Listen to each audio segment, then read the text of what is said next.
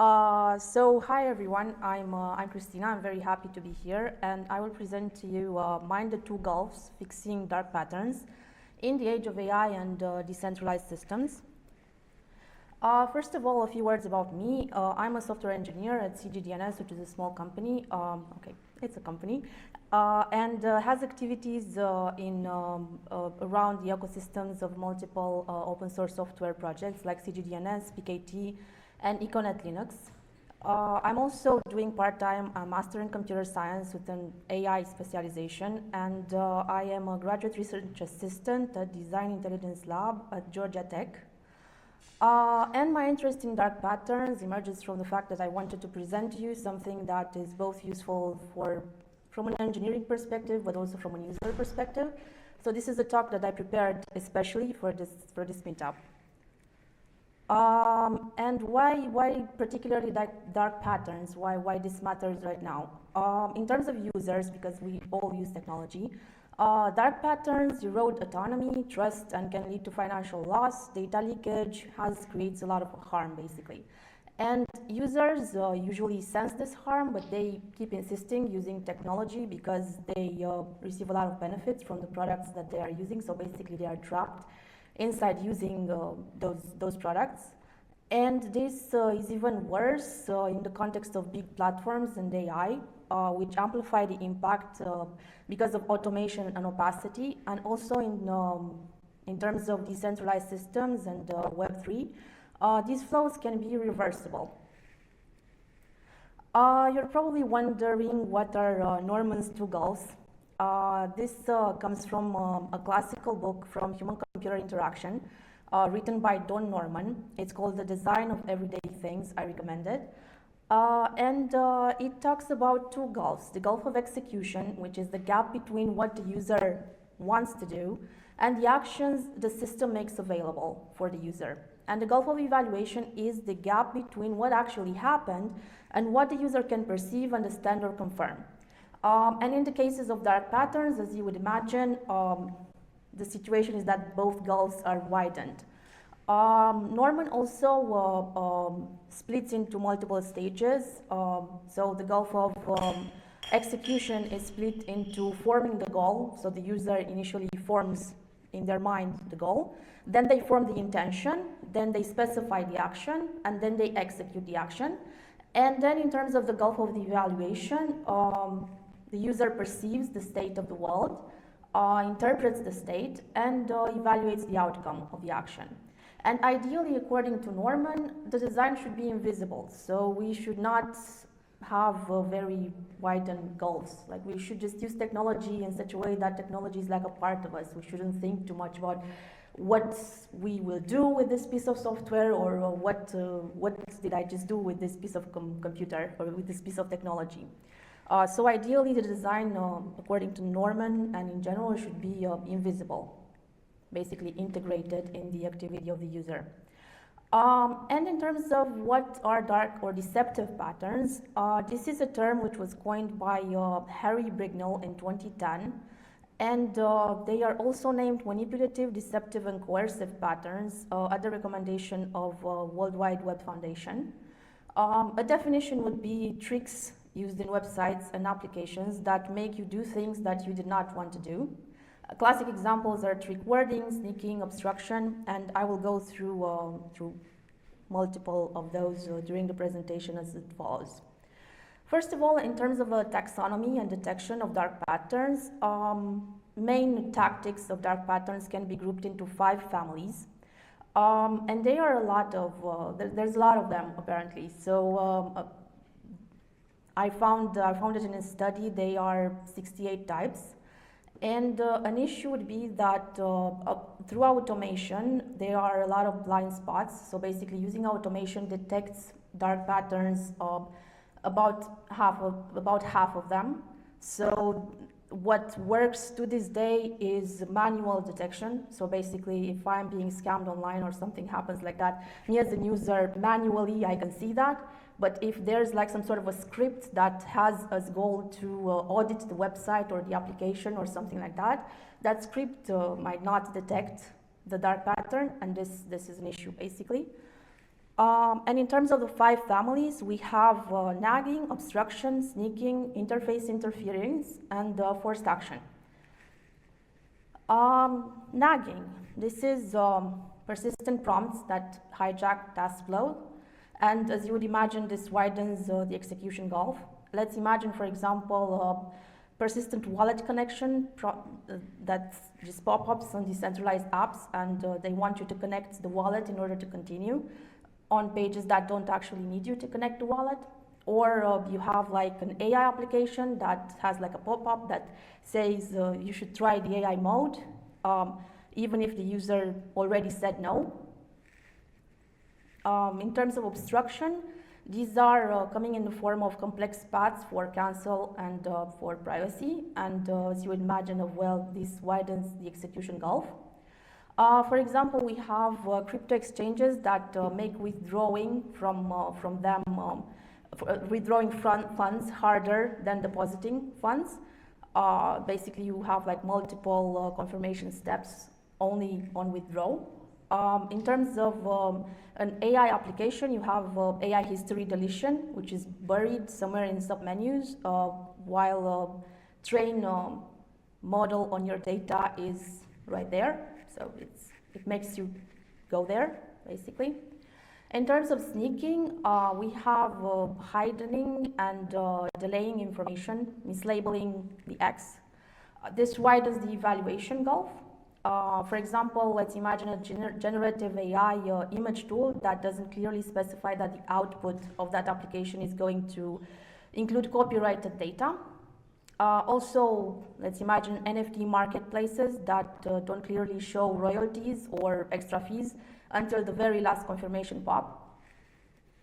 Then we have interface interference, which messes up both gulfs. This is biased defaults and visual emphasis.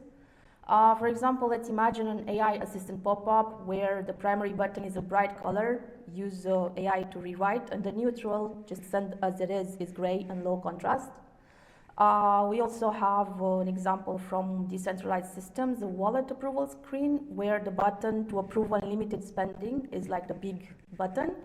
And the button to limit the spending is like something very small that's like secondary, hidden behind an extra click.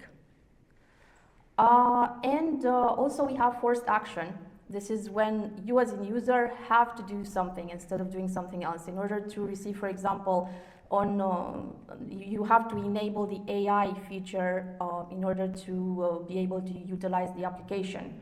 Or on a decentralized app, you have to connect your wallet, even if you as a user, what you wanted to do on the application was just to, I don't know, read some information about blockchains. And you're probably wondering by now, why did I not name names? I did not want to bring up actual names from companies, but you are more than welcome to visit online the website Deceptive Design, which is the former darkpatterns.org. And as you would imagine, this is like a large public catalog of shaming examples. You will find there notorious trials, reading lists about the topic, and everything pretty much that you want to know about it as a reference. Personally, I'm not a fan of making lists of shaming and naming names, because I can understand the commercial interest of companies, and also I understand also the ethical design. So I understand that there needs to be ideally a balance between these two. Yes, regarding the community aspect, as I've said previously, what pretty much works currently is manual detection. So if you as a user ever spot a dark pattern while utilizing technology, you are more than welcome to submit your examples to this Hall of Shame, and then they will appear there. Again, not a fan of shaming, so yeah, check the website. Now let's see what us as end users actually feel and do. They feel a lot of emotions, obviously, which range from annoyance, anger, resignation, and obviously, as you would imagine, the trust drops in the brand and in the product. And still, many continue to use the benefits of that application because of fear of missing out, because of benefits, because of being addicted to the application. Acceptability shifts by the context, so it depends pretty much. Like some dark patterns are more accepted than others. For example, visible nagging is often seen as annoying. Like if you see pop-ups on the screen, you kind of like tend to, okay, I really want to use the app so I can live with the pop-ups. But if the application wants me to pay some things and this is hidden, or wants me to share some information and uses that information in some way that I do not want it to, basically this is less tolerated by users. In terms of what users want as countermeasures, they want education and awareness on the topic. So this is pretty much what I'm doing right now. They want laws and regulators to step in and help out. They want public shaming, apparently. And they want technical shields. They want automation, basically. They want like some sort of a script running in the background that comes help and offers the security of navigating safely on the application. How do dark patterns open the Gulf of execution? As you would imagine, this is a mismatch between intent and available actions. And as a user or as an engineer, you should ask yourself, could a focused user accomplish their intended action in less than 3 clear steps without a surprise? In terms of the Gulf of evaluation, this is when users can't perceive and interpret the outcomes, for example, hidden fees, ambiguous states, and so on. And as a diagnostic, we should ask ourselves, after each action, can a novice explain what changed and what will happen next? In terms of how to fix the Gulf of execution, we obviously need to tighten intent to action mapping.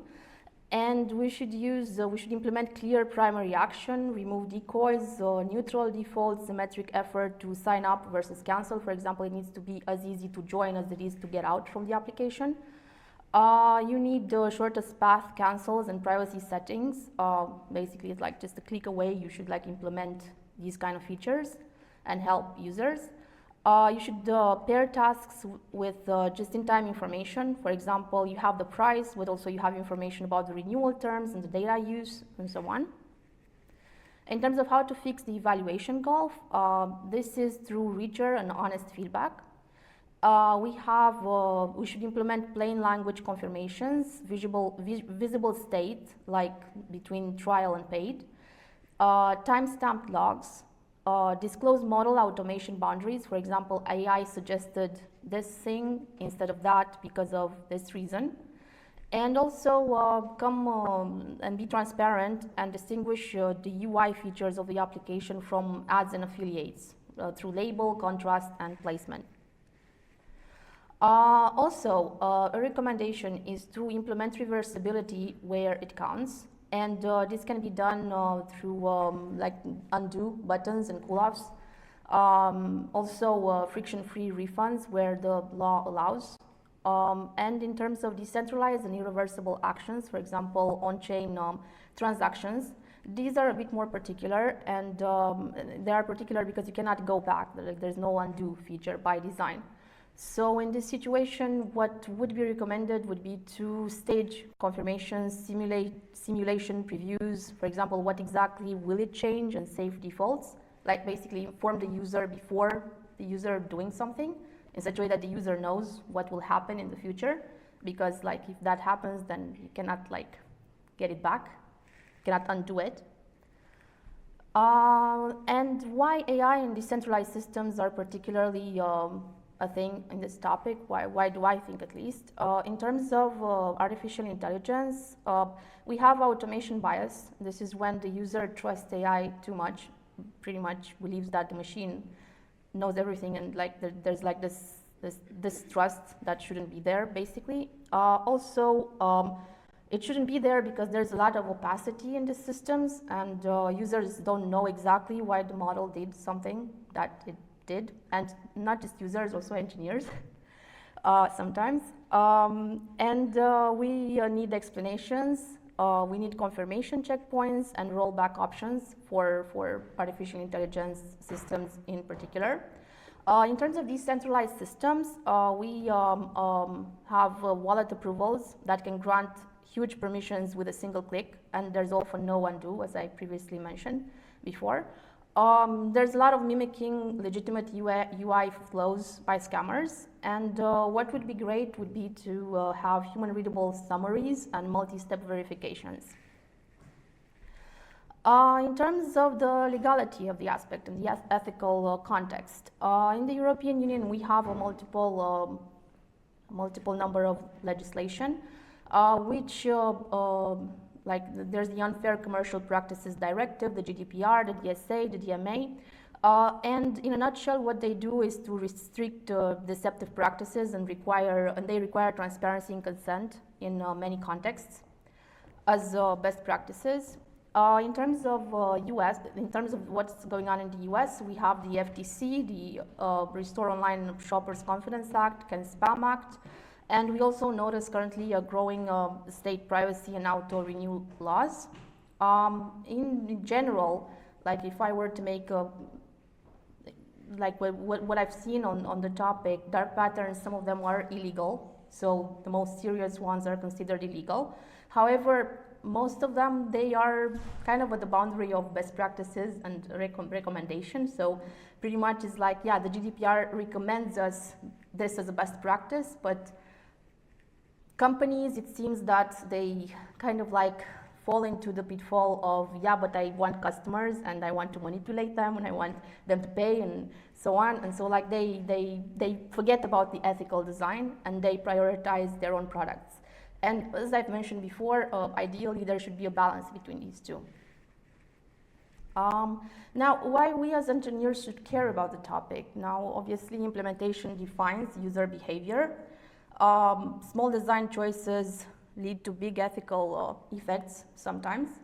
And also in terms of engineering responsibilities, trust, feedback, and reversibility, they enter into the job of an engineer.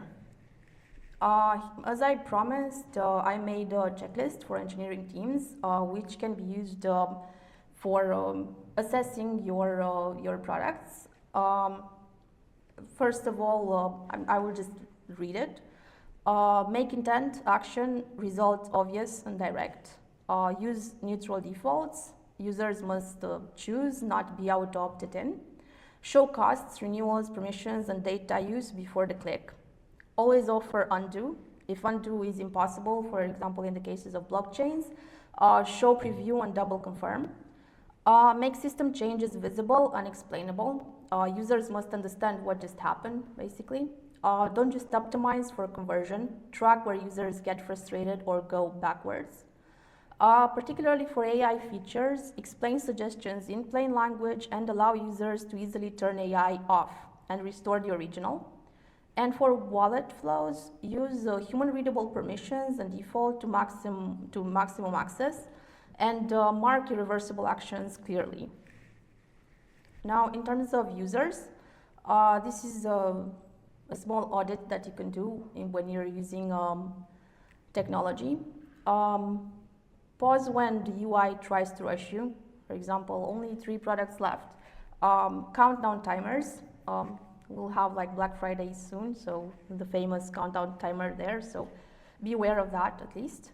I know it's important to buy that stuff like right away, right then, but yeah, there's a reason why that urgency is there. Look for pre-checked boxes, extra options, or adds-on. Before you accept, find the cancel path and screenshot the final total. Watch for small labels like ad or affiliate. That means the UI is trying to influence you. And also, if the topic is serious, like it involves money, health, identity, and you also don't feel that you have the entire picture, that's a red flag, obviously. So it's an indication that maybe you should slow down and think.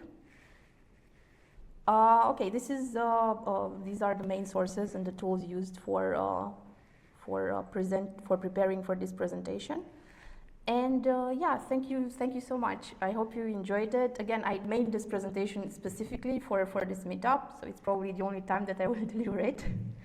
And for me, it was a very educational opportunity, and yeah, I hope you've learned something from it at the end of the day.